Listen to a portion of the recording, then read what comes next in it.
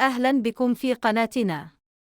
ارتفع عدد الوفيات جراء الحادث الناجم عن اصطدام شاحنة بمحطة ترامواي ابن تشفين على مستوى تقاطع شارعي عقبة بن نافع والحزام الكبير بالدار البيضاء إلى 3 وفيات.